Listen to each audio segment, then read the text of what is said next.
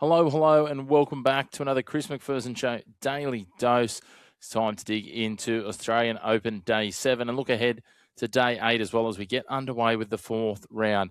We wrapped up the third round today, one match still in action as we record, but we are right at the tail end of what's been a hectic first week of the tennis.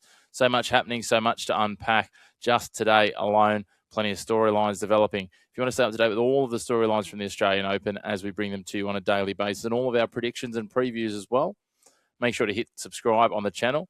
We'd love it if you hit like on the video as well if you're enjoying the content, and get involved in the comments. Let us know what your takeaways are. What have we got right? What have we got wrong? What your thoughts are overall.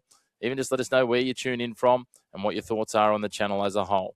But let's dig into these Day 7 recaps. Let's start, as we have each and every day, with the seeds that have fallen. The interesting piece, the only seeds that have fallen in the men's today were, touchwood, with Marin Cilic up against Casper Ruud, seeds that went head-to-head. The first of those was Karen Khachanov, who was defeated by the Italian Luciano Darderi. It was a good day for Italians, 3 Italians through to the next round. This 22nd seed winning 7-6, 3-6, 6-3, 6-4. And this one was a little bit of a surprise for me. I thought Khachanov would have the measure of Darderi, but Darderi, some wonderful tennis to get home and get himself through into the round of 16. Well played, and as I said, a great day for Italian men today. His compatriot Yannick Sinner going through as well as one of those. The other one that bowed out was the wonderful fairy tale story of the back end of last year, the Pole, number 30 seed, Valentin Vachereau. He went down somewhat predictably, no disrespect to Vachereau, to Ben Shelton, the 8th seed, 7-5, 6-4, 7-6. And again, Shelton is in some sublime form at the moment. He loves playing here in Australia. That clearly shows from his results, where he's had some of his best results. And he is continuing to march into the last 16. So 2 more seeds are gone. Their heads are on the chopping block in the men's. In the women's, we had a few that have fallen by the wayside. Let's start with Anna Kalinskaya, the 31st seed, defeated by Iga Swiatek, the 2nd seed, in a very peculiar scoreline. All 3 sets were 6-1, but it was 6-1, 1-6, 6-1. Very ebbs and flows sort of scenario, but Swiatek now goes through. She'll play the winner of the Madison Inglis and Naomi Osaka match, which we'll get to in a moment. The other seed that went, that we'll discuss in this section, was Linda Noskova. She was actually ousted by an unseeded player in Wang Xinyu, 7-5, 6-4, an impressive win by Xinyu. And, I was a little surprised, to be honest. I like Noskova to make a bit of a run here and push further in, but not to be the case. And she now bows out the 13th seed. She'll be right on the cusp of the top 10 after this performance here at the Australian Open, which is quite an interesting one once everything settles out in the wash, depending on who makes it through to the quarters and semis. Before we move on to the Aussie Watch, I do want to give a mention to 2014 champion from the Australian Open, Stan Wawrinka, who was ousted today by the 9th seed in Taylor Fritz, and it will be Stan's last Australian Open at the age of 40. He's had a wonderful showing to get through to the third round here. Continues to play some really good tennis. As we said yesterday, he's not quite the spring chicken he once was, but I certainly doff my cap to him. He's been a wonderful player to watch over the years, and we've been blessed to have him present at the Australian Open all the way through to the age of 40. That is for certain. Really pumped for seeing what else is to come for the rest of Stan's farewell tour. Now we move on to Aussie Watch. And Madison Inglis versus Naomi Osaka, the 16th seed. I didn't give Inglis a lot of hope here. I thought Osaka, 3-time Grand Slam champion, would blow her off the court. But literally in the hour of lead up to the match, Naomi Osaka withdrew from the match, reporting an abdominal injury. There's obviously been some drama in the lead up as well. We hope that it's nothing too serious in terms of anything outside of that abdominal injury, and it is just as reported. She said she tried to get herself up for it, couldn't get there, and unfortunately had to withdraw, which is a little bit disappointing, but it's a wonderful opportunity for Madison Inglis now, who is ranked 160-something in the world coming into this tournament, and she will now head through into the final 16, where she'll take on Iga Swiatek in what will be a massive occasion for her, undoubtedly on Rod Laver Arena in 2 days' time on Monday. It will be absolutely phenomenal, wonderful for her. And look, at the end of the day, you can only play those who can turn up in front of you. Sometimes the opportunities fall the right way and you get a bit of a boost along the way. Madison Inglis has got that, and we wish her all the best, but absolutely excited for that and seeing her take on Iga Swiatek, who, as we said, had a little bit of a blemish today, but is one of the best in the world at the moment. It's going to be a huge test for young Maddie, and we can't wait to see it. It's now time to move to Aussies in action, and only one man left standing in the men's draw from an Australian point of view, and it is, of course, the number 6 seed, Alex de Minaur. He's up against the 10th seed in Alexander Bublik. Now, we know Bublik's been a handful at different points previously for de Minaur. He does hold a slight advantage 3-2. Bublik undefeated so far this season, and of course, who could forget that Bublik has the last 2 wins in this head-to-head, having beaten de Minaur in the French Open last year in the second round, knocking him out surprisingly as Bublik started to go on that run as he pushed himself back up the rankings. And again in the quarterfinals of the Rolex Masters in Paris in October, twice on French soil, interestingly, on 2 different surfaces. As we said, Bublik has had a great run this year. He won the Hong Kong tournament, beating Botic van der Zandschulp, Junsheng Sheng from China, Marcus Giron, and then Lorenzo Massetti in the final, 7-6, 6-3. And then, of course, has got to the point that he is here into the 4th round in Melbourne after beating Jensen Brooksby in straight sets, Martin Fuchsovix in straight sets, and Thomas Martin Echeverry in straight sets. No sets dropped. He's in good form, Bublik. He's a dangerous opponent, has won the last 2. de Minaur has his work cut out, but I've got some confidence after that Francis Tiafoe result. And then when we have a look at the twice they've played previously on hard courts, including in Indian Wells in 2024, when, yes, Bublik was a slightly different player, but the hard court suit de Minaur a little bit better. The craftiness normally suits no weather conditions, natural surfaces a little bit more. So I like what de Minaur's got to offer here. I think this one's going the distance, unfortunately, for de Minaur, because it's probably going to harm his chances later on. But I think this is going to go to 5 sets, and I think de Minaur's going to have to scrape and grind to get there, but hopefully he can outlast. I mean, when we have a look at it, not a huge difference, only half an hour or so difference in terms of time on court in this tournament. Their last matches were both around that 2.5 hour mark. So I'm going to go for de Minaur in 5. I'm really looking forward to this one. It's going to be a really exciting match in the 4th round, and can't wait to see what this one generates in terms of certainly hype from the Australian public, but also just excitement, and hopefully we can see Alex de Minaur pushing through to an Australian Open quarterfinal for only the 2nd time. We'll wait and see what comes of it. Moving on to the matches not to miss, and we'll fire through these. We'll start on the men's side. Tommy Paul, he comes up against Carlos Alcaraz, the 19th seed versus the 1st seed. Paul has beaten Alcaraz twice previously in their history, but again, you have to go quite a way back to 2023 and 2022 for those wins.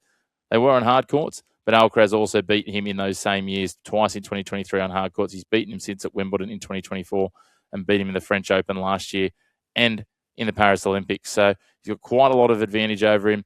Again, when we have a look at it, both have had straight sets walkthroughs essentially to this point, so they both should be pretty fresh.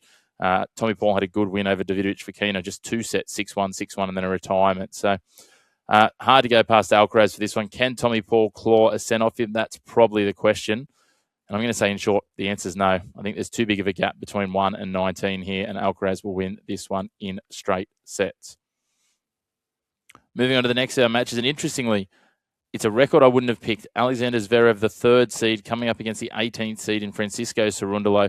Cerundolo, ultra impressive in that last matchup when he got past Andrei Rublev in straight sets 6-3, 7-6, 6-3.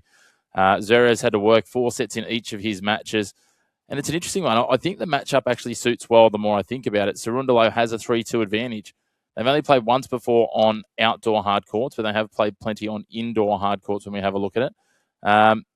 So when we look at last year, Zverev won the last 2. He won in the Davis Cup World Group for Germany against Argentina, 6-4, 7-6. And Cerundolo retired in the one game they played on hard courts in the 2nd set.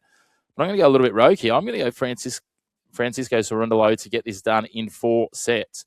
I think there's an upset in the brewing here. The tennis he played the other day. Would I be surprised if Zverev wins? No, on paper he should win probably, but I can see something here. Cerundolo, Zverev's been good, but hasn't exactly blown anyone off the court yet. He's shown a few frailties, but has been good enough to get the wins. Maybe that changes here. It'll be an interesting one. The winner of this will play the winner of our next round of 16 match, which, again, could be an opportunity for a couple of different names to make their way through. So let's talk about that, and let's go to the 11th seed, Daniil Medvedev, up against Lerner Tien. the 25th seed, Leonard Tian. This is going to be a cracking match. Medvedev is in good form. He won the Brisbane title earlier in the year. Again, hasn't lost a match yet this year. But again, these guys have played 3 times, including here in 2025, where Tian as a qualifier beat Medvedev in 5 sets. I think Medvedev's in a little bit better form than he was last year. Again, we've seen that. But again, he had to work hard against Fabian Marozsan. So what's in the legs? Looks like Tian's building into this. The win over Nuno Borges 2 days ago, 7-6, 6-4, 6-2 was clinical. The way he finished against Shevchenko, 6-1 and 6-love. Again, I think this will go to 4 or 5 sets, and I'm going to go Leonard Tian to get it done in 5 sets this one. So I think this will be an absolutely epic one. This is probably the match I'm most looking forward to come up as we head into the first day of this this action. So, really looking forward to that. So that is how I see that one shaping up. We then head to the women's, and let's talk about Arena Sabalenka versus Victoria Mboko, the number 1 seed versus the number 17 seed. Sabalenka so far clear of the field at the moment at number 1. Mboko rising up the rankings and will continue to do so, especially if she can get an upset here. They've never played before. Mboko will try and take her on with power. Sabalenka will eat that up. And I'd love to find a narrative here for Victoria Mboko. But again, Sabalenka, another player who hasn't dropped any matches yet this year, which is absolutely phenomenal. We saw what she did in Brisbane, beating Mukova and Kostyuk and Keys on her way to winning that title. Mboko did go all the way to the final in Adelaide, where she lost to Mira Andreeva. But this is another ask again. She had challenges against Towson. I think it'll go to 3 sets, but I think Sabalenka will get this one done. But it'll give certainly Mboko some positives to look forward to. The winner of that match will play the winner of our next one. And this is probably one for a bit of a dark horse to push through into the quarterfinals. And it is Iva Jovic up against Yulia Putintseva. Young Jovic has been an absolute star on the rise. We know that. And she started to put that into results here in Melbourne, including that win against Jasmine Paolini in straight sets. She dispatched Katie Volinets and Priscilla Hon on away here. Yulia Putintseva has made no friends in the crowd with wins against Elsa Jacquemot and Zeynep Sonmez, and has actually intentionally aggravated the crowd. So that could be interesting. The Aussies love a young, emerging star. They will get absolutely behind Jovic. If Putintseva gets rattled here, it could absolutely be on for young and old.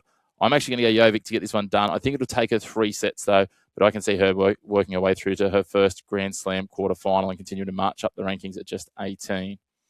Our penultimate match to talk about, though, Coco Gauff against Karolina Mukova. We've got the 3rd seed up against the 19th seed. Gauff spent quite a bit of time on court in her last match, but still less time overall. Nearly 2 hours to get through her last one. Mukova absolutely fired through her last match when you have a look at it against Magdalene at 6-1, 6-1. Coco Gauff against her countrywoman, Hailey Baptiste, had to work for it. 3-6, 6-love, 6-3. But again, the way she finished that, Gauff's got plenty of power. These guys played earlier this year at the United Cup, and Gauff got it done 6-1, 6-4. She has a 4-0 record against Mukova, in which they've played 4 times in the last 18 months. That'll be 4 times. Yeah, 4 times in the last 18 months. That's correct. And again, all on hard courts. I think just Coco is going to be way too strong. This will be a straight sets victory for her. And then finally, the last match, and again, I'm really looking forward to this matchup. Mira Andreeva, another one of the young 18-year-old stars in this round of 16, comes up against Alina Svitolina, the former world number 3, 19 tour titles to her name. She's absolutely finding some good form. And again, another player who hasn't dropped a match yet this season. She won the title in Auckland, getting past Jovic, getting past Sonia Cattell, Katie Bolter, and then beating Wang Xinyu in the final. On the other side, Andreeva, we saw she won in Adelaide after getting knocked out in Brisbane in the quarterfinals by eventual finalist Marta Kostyuk. And then she's gotten past Donna Vekic, where she dropped the first set and then blitzed home. Maria Sakkari and Elena Ruza, 6-3, 6-4. Both have had good victories in the lead-up. Diana Schneider was a great win for Alina Svitolina.